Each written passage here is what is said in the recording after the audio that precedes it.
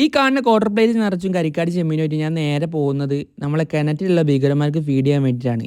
ഇവരെ ഞാനൊരു 1.5 കൊല്ലം മുന്നേ 2.5 3 സൈസൊക്കെ ആകുമ്പോൾ കൊണ്ടുവന്നതാണ്. ഇപ്പോഴാണെങ്കിൽ നല്ല രീതിയിൽ തന്നെ സൈസും കളറൊക്കെ വെച്ചിട്ടുണ്ട്.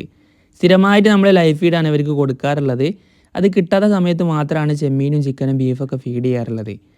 അപ്പോൾ ഇങ്ങനെ ഫീഡ് ചെയ്യുന്ന സമയത്ത് ആർക്കായാലും ഒരു സംശയം ഉണ്ടാവും, നമ്മൾ കിണറിലേക്ക് ഇങ്ങനെ ഡയറക്റ്റ് ഫീഡ് ഇടുന്ന സമയത്ത് വെള്ളം കേടാവില്ലേന്ന്. അതിപ്പോൾ എത്ര നല്ല വെള്ളമാണെങ്കിലും നമ്മൾ ഓവർ ഫീഡ് ചെയ്ത് കഴിഞ്ഞിട്ടുണ്ടെങ്കിൽ പെട്ടെന്ന് തന്നെ കേടായി പോകും. അപ്പോൾ ഫീഡ് ചെയ്യുന്ന സമയത്ത് ഓരോന്ന് വീതം ഇട്ട് കൊടുത്ത് കഴിഞ്ഞിട്ടുണ്ടെങ്കിൽ ഒരു കോമ്പറ്റേറ്റീവ് മൈൻഡ് സെറ്റിൽ അവർ ഫുഡ് എടുത്തോളും.